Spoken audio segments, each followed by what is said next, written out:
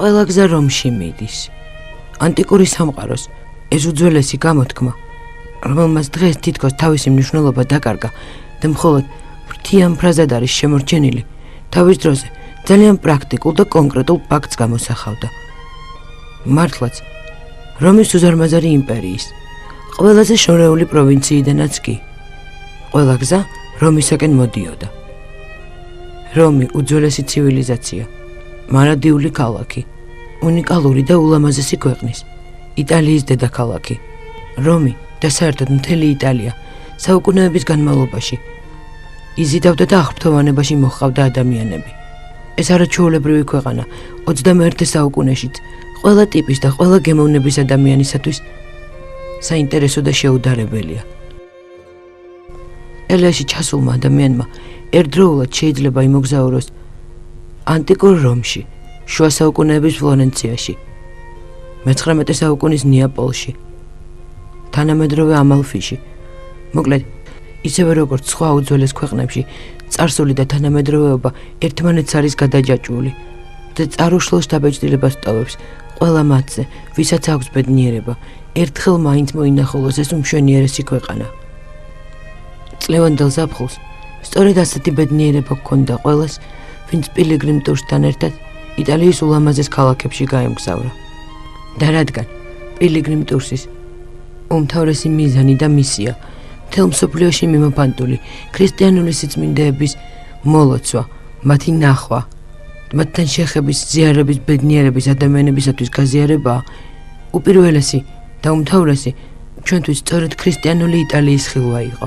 თავარი კი რისთვისაც ჩვენი მოგზაურობა შედგა გახლდათ უდიდესი სიწმინდის, იტალიის პატარა სოფელ მონაპელოს ტაძარში დაცული ვერონიკას თავშლის სახელით ცნობილი მაცხოვრის ხელთუქმნელი ხატის ხილვა, მოლოცვა და გადაღება.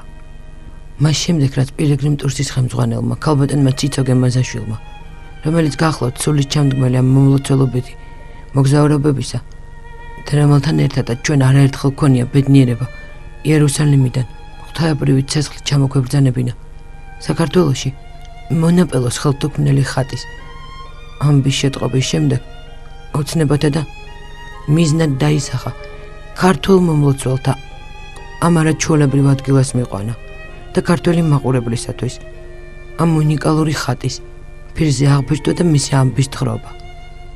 და აი, ქალბატონი ციცოგე მაზაშვილის დიდი ძალისხმევით და რაც მთავარია, სრულიად საქართველოს კათოლიკოს პატრიარქის, უწმიდესისა და უნეტარესის ილია მეორის ლოცვა კურთხევით მომლოცველთა ჯგუფი ზაფხულში იტალიაში გაემგზავრა.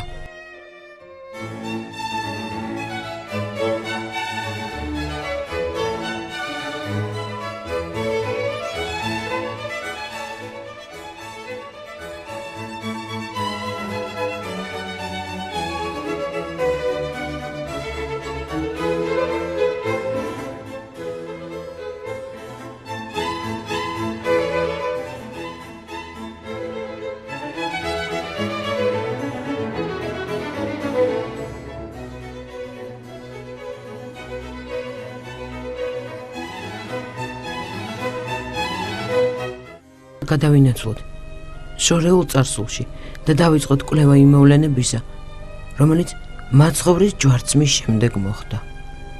ჯვარცმიდან მესამე დღეს მაცხოვრის საფლავთან მისულ მენელსაცხებლე დედებს საფლავის ლოდი გადაგორებული დაუხვდათ. ისინი იყვნენ პირველნი, ვინც შეიტყო ამბავი ქრისტეს აღდგომისა. ამ მოვლენებიდან საახლობეთ 3 საუკუნის შემდეგ რომის იმპერატორ კონსტანტინეს დედა დედოფალი ელენე რომიდან მის აღმოსავლეთ შორეულ პროვინციაში იერუსალიმში მიემგზავრება რათა მოილოცოს ის ადგილები, სადაც მაცხოვარი ცხოვრობდა და აღმოაჩინოს სიწმინდეები და ნივთიერი დადასტურებები მაცხოვრის ამქვეყნიური ცხოვრებისა. ყველა ის ადგილი, რომლის ხილვისა და მოლოცვის ბედნიერებაც იერუსალიმში ჩასულთ გვაქვს, სწორედ წმინდა დედოფალ ელენეს მიერ არის აღმოჩენილი. უდიდესი ნაწილი სიწმინდეთაკი, რომელიც იტალიაში თუ სხვა ქვეყნებშია, მის მიერვე არის წამოღებული. თუმცა ამჟამად ჩვენი საუბრისა და ინტერესის საგანი მაცხოვრის ხელთუქმნელი ხატები გახლავთ. როდესაც საუბრობთ მაცხოვრის გამოსახულებაზე, იქნება ეს ხატი, ფრესკა თუ დასალურ ხელოვნებაში გავრცელებული მხატვრობა.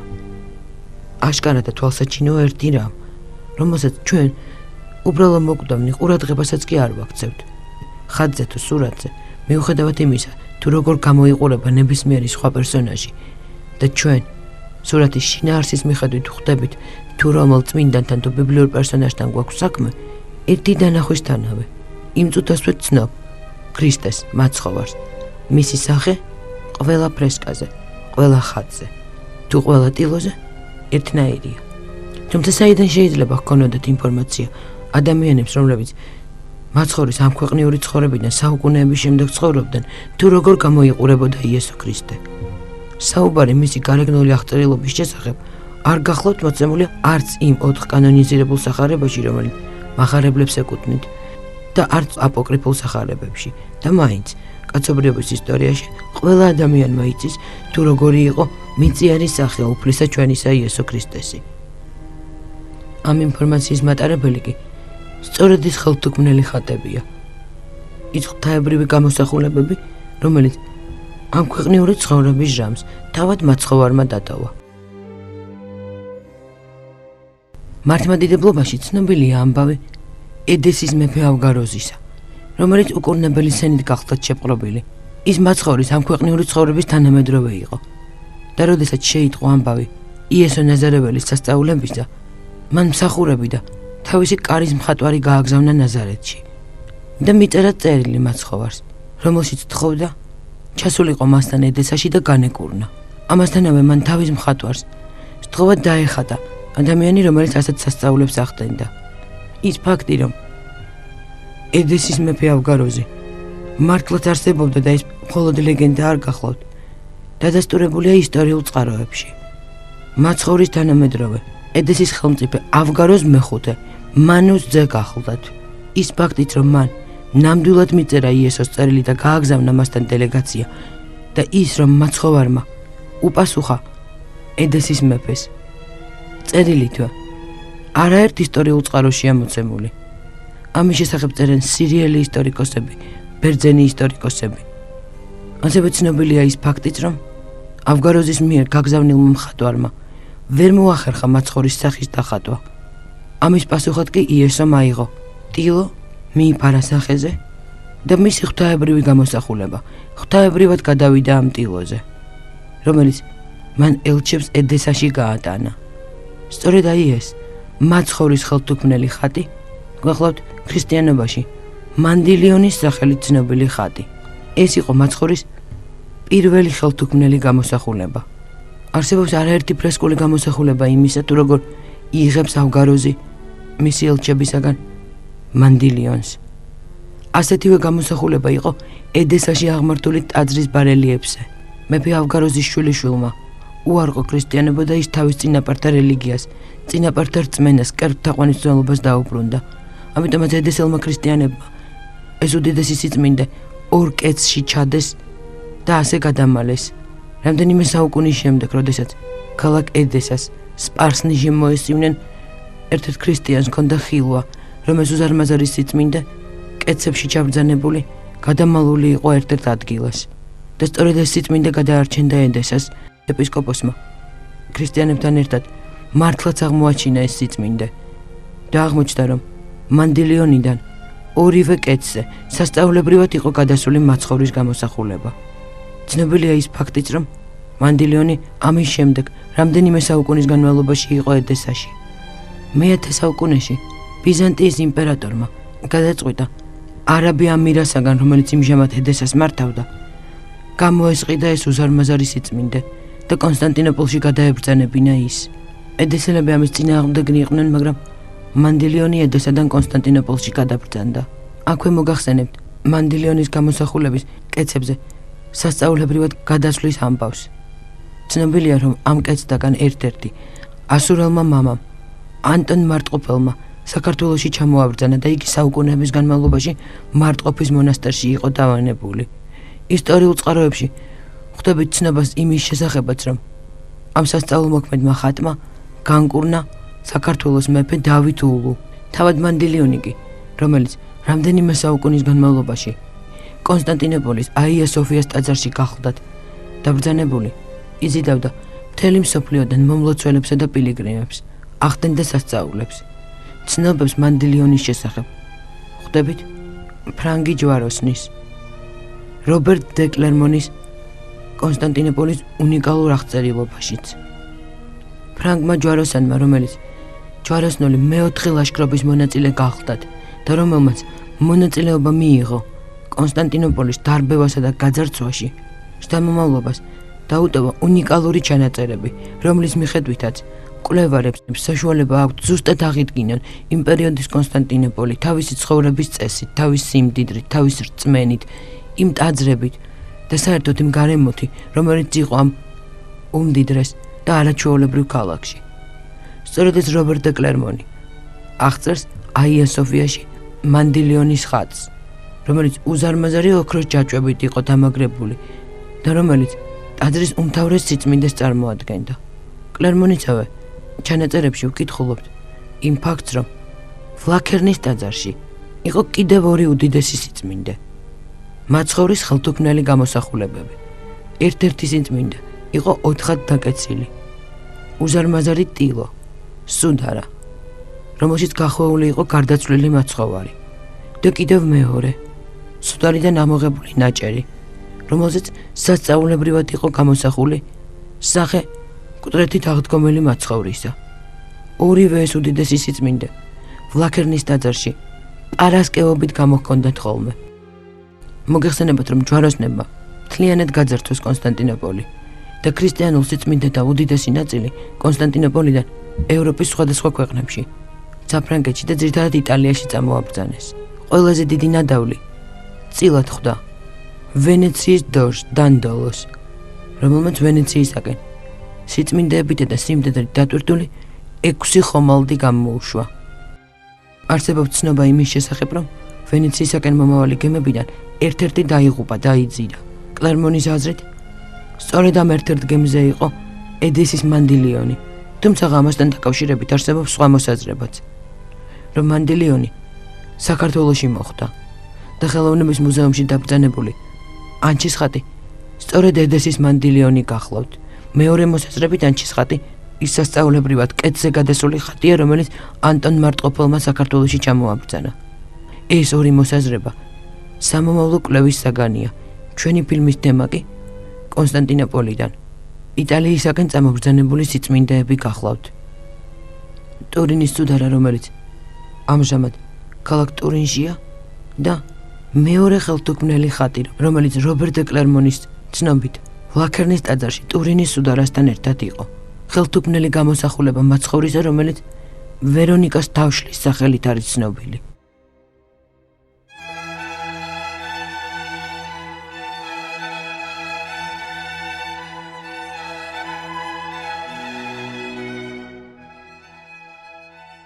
ყველა ადამიანს, ვისაც ჰქონია ბედნიერება იერუსალიმში მოხვედრილიყო, თავისი ფეხით გაუვლია ვია დოლოროსა, ტანჯვის გზა, რომელიც 14 გაჩერებისაგან შედგება და რომელიც მაცხოვარმა პილატის სასახლიდან გოლგოთამდე გაიარა.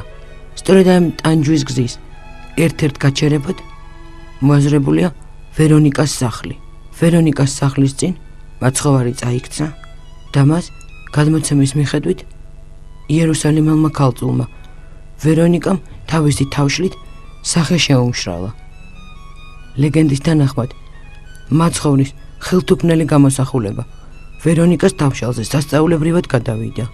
ასეთი გახლავთ ლეგენდა, რომელიც დასავლურ ქრისტიანობაში, კათოლიციზმში არის გავრცელებული და რომელიც ტილოზე მაცხოვრის ხელთუქმნელი ხატის გაჩენას მოასწავებს. თუმცა აღსანიშნავია ერთი ფაქტი. ვერონიკას არსებობის შესახებ საუბარი არ არის არცეთ სახარებაში, როგორც კანონიზირებულ, ასევე აპოკრიფულში.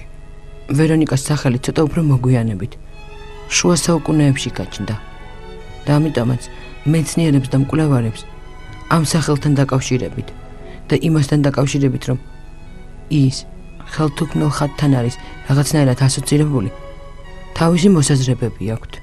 არსებობს მეცნიერთა ჯგუფი, საეკლესიო სიწმინდეთა მკვლევართა ჯგუფი, რომელთაგან ერთ-ერთი გამორჩეული გახლავთ პროფესორი კათოლიკურ ეკლესიაში, ძალიან პატივცემული პიროვნება მამა ფაიფერი, რომელმაც დაწერა კვლევა ვერონიკას არსებობის შესახებ. ის მიიჩნევს, რომ ვერონიკა კონკრეტული პიროვნება კი არა, ერთგვარი კოდირებული სახელია და ეს სახელი ბერძნული სიტყვისგან, ხატისგან მომდინარეობს. იკონ, ანუ ხატი. ვერონიკას სახელი უკავშირდება გამოთქმას რწმენა ხატისადმი, ხოლო ის ფაქტი, რომ ვერონიკა ქალია, მეცნიერთა აზრით დაკავშირებულია იმ ფაქტთან, რომ სწორედ ქალები, მენელსაცხებლე დედები გახდნენ პირველნი, ვისაც ემცნო მაცხოვრის აღდგომის შესახებ და სწორედ მათ ხელში გადავიდა ღვთაებრივი გამოსახულება მაცხოვრისა, რომელიც მის აღდგომასთან არის დაკავშირებული. თუმცა დაუბრუნდეთ ისევ შუა საუკუნეების რომს და ვერონიკას თავშლით სახელით ცნობილ მაცხოვრის ხელთუქმნელ ხატს, რომელიც კონსტანტინოპოლიდან რომში აღმოჩნდა. რომში ჩატანილია უდიდესი სიწმინდე, წმინდა პეტრეს ბაზილიკაში, ყველაზე თვალსაჩინო ადგილას გამოკიდეს. და ეს ძალიან მნიშვნელოვანი იყო, არა მარტო რწმენის თვალსაზრისით, არამედ მხატვართათვის.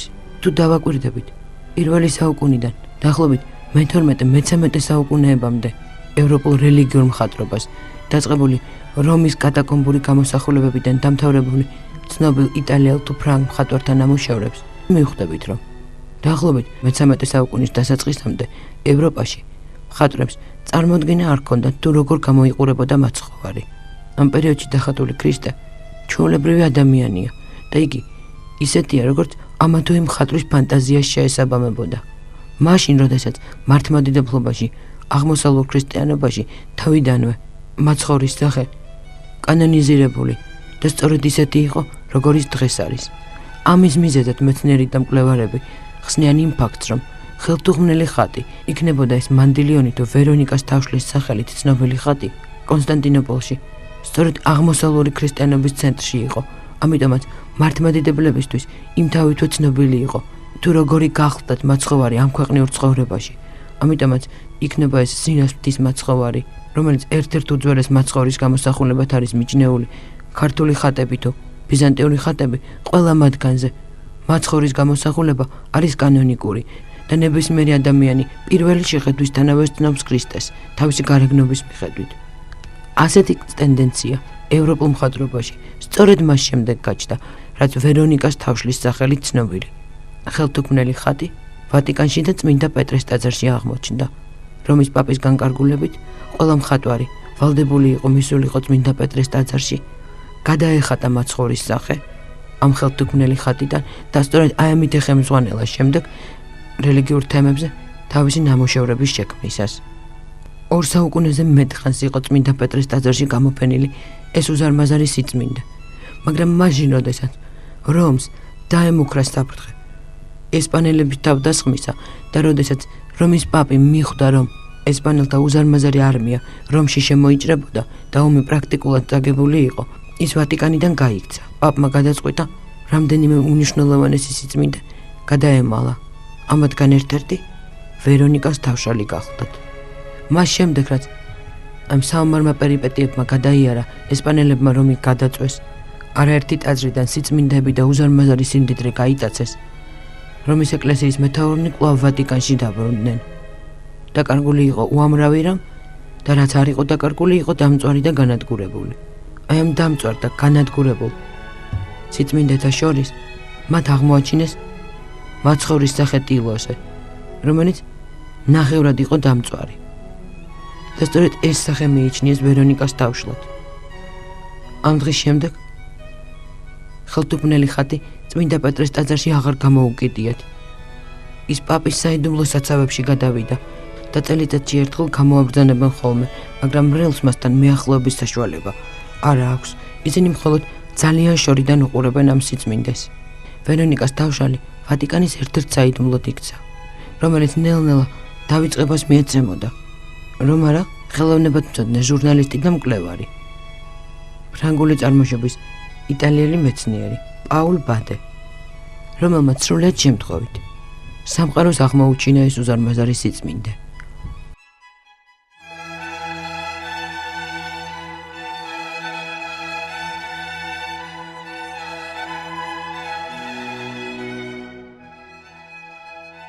პაულ ბადეს ის ფაქტი, რომ რაღაც მოვლენების შემდეგ ვერონიკას თავშალი ვატიკანმა გადამალა, ცოტა არ იყოს საეჭვოდ მოეჩვენა. მას გაუჩნდა აზრი, რომ შესაძლებელია ეს ყოფილიყო არა ორიგინალი, არამედ შუა საუკუნეების რომელიმე მხატვრის მიერ გაკეთებული მისი ასლი, რომელიც ხანძარს გადაურჩა. მაგრამ სად იყო თავად ვერონიკას თავშლის სახელით ცნობილი ხელთუქმნელი ხატი? ან კი არსებობდა ის საერთოდ და გადაურჩა კი ის ესპანელთა თავდასხმას რომზე? ამის შესახებ პასუხები პაულ ბადეს არ ჰქონდა და სრულად მოულოდნელად მას მოუწია გამგზავრება რომიდან ჩრდილოეთით, აბრუცოს მთებში, სადაც ის რატომღაც დროის მოსაკლავად ერთი პატარა სოფლის, მონაპელოს, ძალიან ლამას, მაგრამ არც თუ ისე ცნობილ ეკლესიაში შევიდა და ამ ბაზილიკაში მან იხილა ის, რაც საუკუნეების განმავლობაში გასაიდუმლოებული ინახებოდა მონაპელოს ტაძარში. იქვე ადგილობრივი ფრანცისკანელი ბერებისაგან შეიტყო, რომ ეს ვერონიკას თავშალი გახლდათ და ის მე-15 საუკუნის შემდეგ, ანუ მას შემდეგ, რაც ესპანელები რომს თავს დაესხნენ, მონაპელოს ამ ერთ-ერთ პატარა ეკლესიაში ინახებოდა.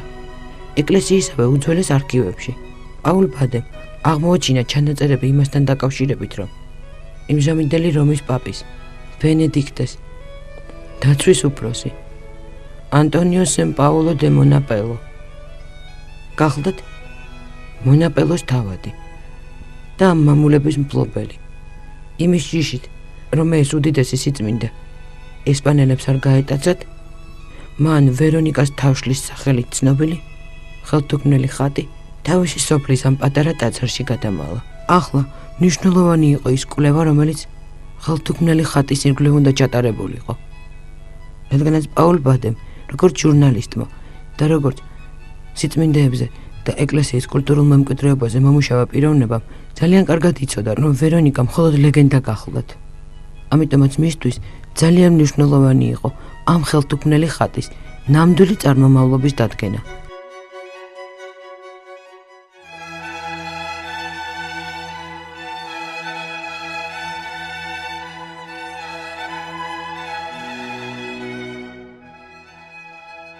ჩვენი მომლოცველთა ჯგუფი ახლა რომიდან ჩრდილოეთით, აბრუცოს მთებში, პატარა სოფელ მონაპელოსაკენ მიემართება.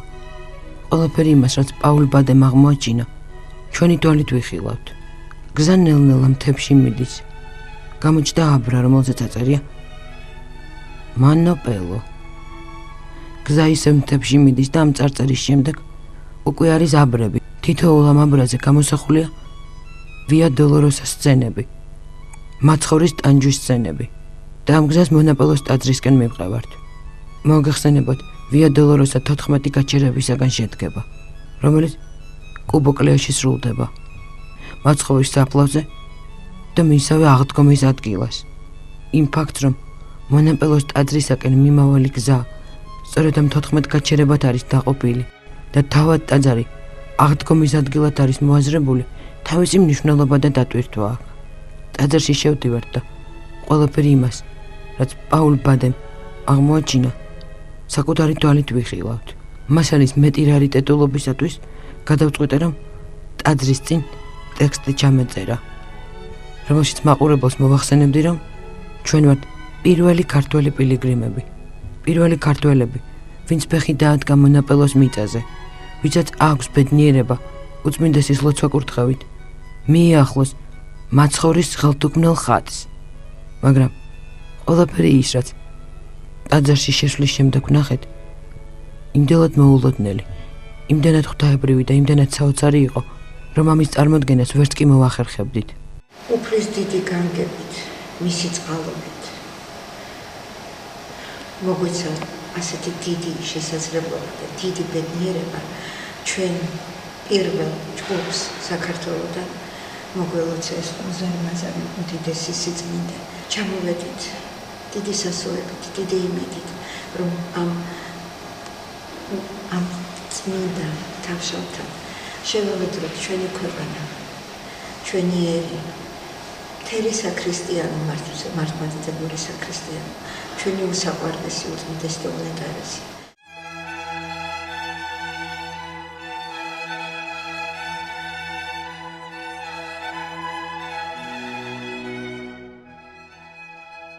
მონაპელოს ტაძარი ფრანცისკანელთა ორდენის საკუთრებაა.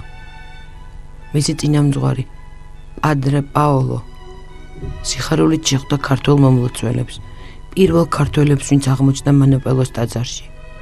ის გვიყვება და გვიხსნის ყველა იმ მოვლენის შესახებ, რომელიც მაცხოვრის მონაპელოს ხელთუქმნელ ხატთან არის დაკავშირებული. პირველ ყოვლისა, საუბარი იწყება თავად ხატის წარმომავლობით.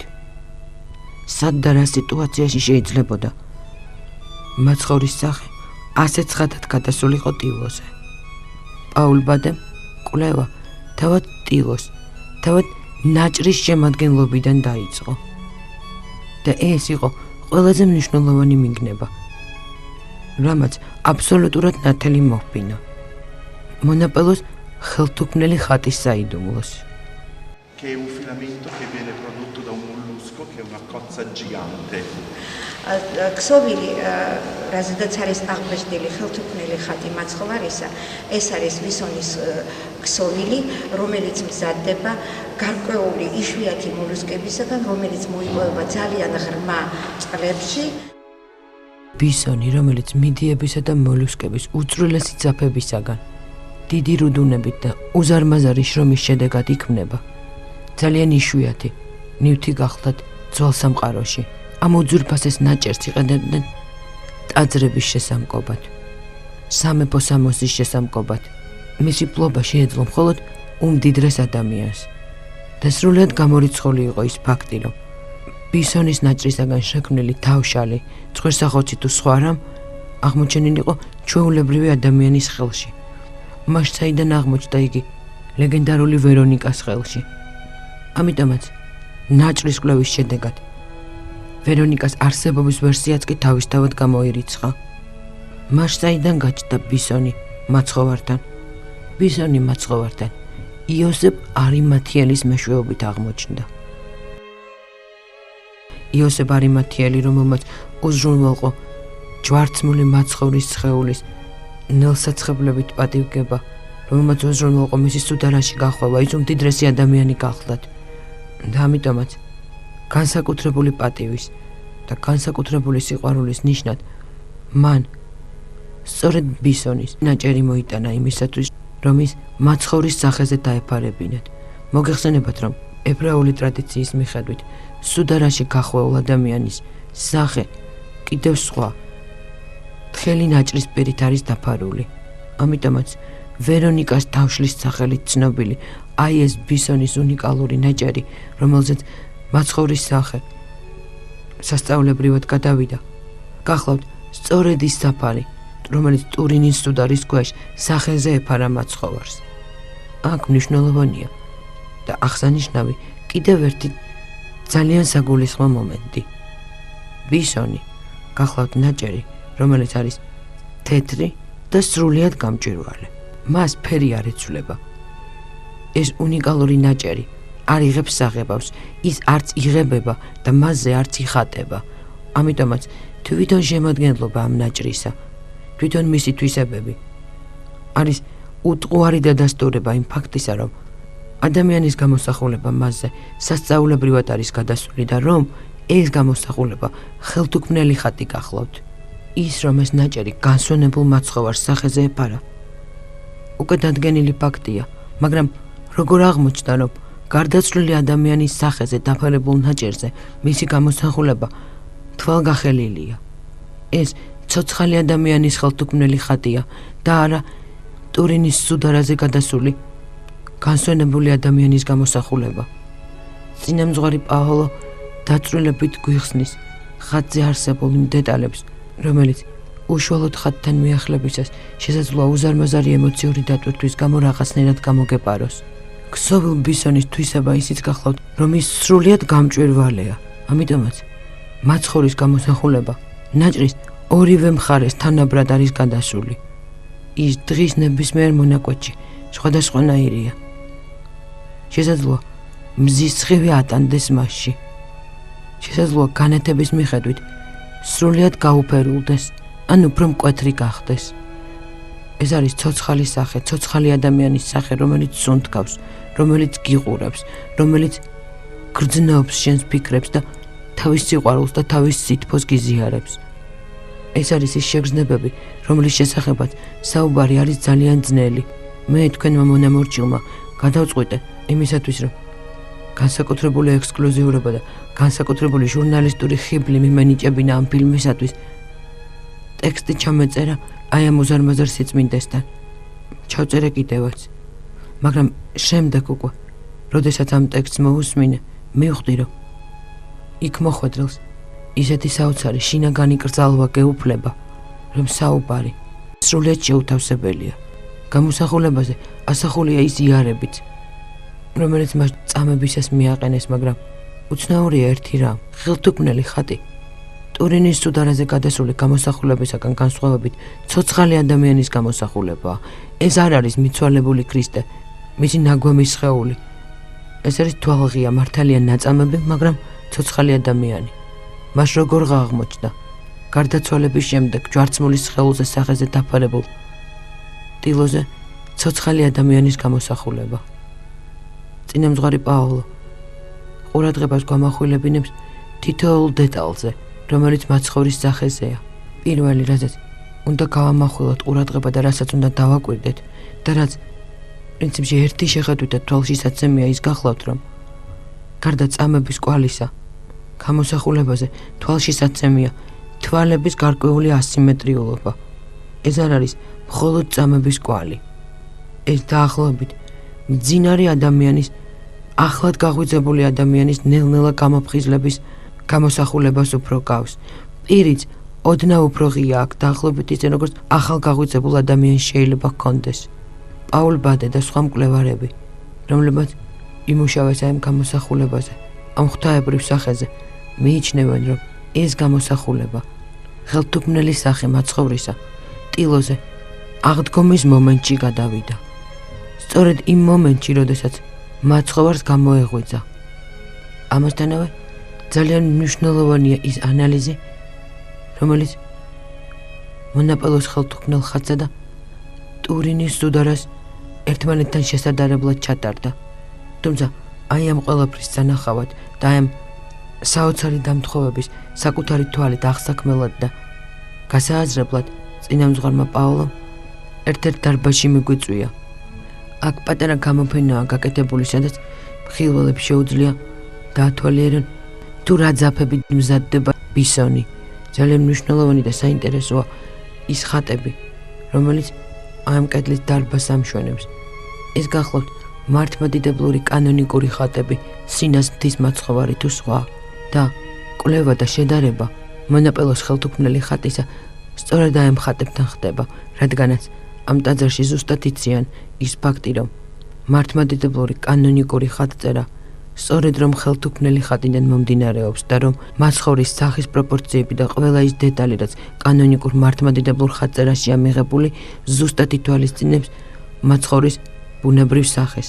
თუმცა ჯერ დავუბრუნდეთ ტურინის სუდარას და მონაპელოს ხელთუქმნელ ხატს. ყველა ის ჭრილობა, რომელიც სახარებაშია აღწერილი და რომელიც ფოტოგრაფიული სიზუსტით არის გადასული ტურინის სუდარაზე, არის მონაპელოს ხელთუქმნელ ხატზეც. წინამძღვარმა პაოლომ გვაჩვენა თუ როგორ ზუსტად ჯდება ტურინის სუდარის ნეგატივი და მონაპელოს ხელთუქმნელი ხატი ერთმანეთში და ის თითქოს ფოტოს ქმნის.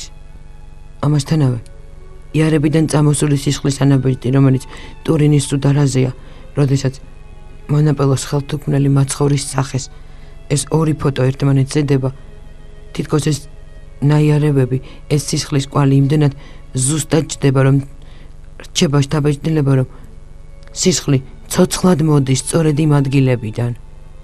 აღსანიშნავია ის ფაქტი, რომ ვატიკანმა თავდაპირველად ყურადღება არ მიაქცია მონაპელოს ამ აღმოჩენას. პირველი ვისი ინტერესით გამოიწვია ჟურნალისტ პაულ ბადეს აღმოჩენა, მას გახლდათ კარდინალი რატცინგერი, მაშინ ჯერ კიდევ კარდინალი, შემდგომში რომის პაპი. უკვე პაპად ნაკურთხმა რატცინგერმა გადაწყვიტა თავისი თვალით ენახა და მოელოცა მონაპელო. ჩვენ გვინდა ეს საარქივო კადრები შევთავაზოთ მაყურებელს, როდესაც იმ ჟამინდელმა პაპმა თქვა, რომ თუ გსურთ იხილოთ როგორ გამოიყურებოდა იესო, მობრძანდით მონაპელოში. ჩვენ გვქონდა ბედნიერება სრულად საქართველოს კათოლიკოს პატრიარქის უწმიდესისა და უნეტარესის ლოცვა კურთხევით ჩავსულიყავით მონაპელოში და გვეხილა ეს საოცრება. მინდა რომ აი აქ ნანახი და გადაღებული ჩაუტანოთ მთელ საქართველოს ჩვენს მომავალ თაობას, რომ ნახონ, რომ გქონდეთ შესაძლებლობა არა მარტო ინფორმაციის, არამედ სურვილის და შესაძლებლობაც რომ ჩამოვიდნენ და თვითონ ხილულად იხილონ ეს უდიდესი სასწაული და უდიდესი სიწმინდე.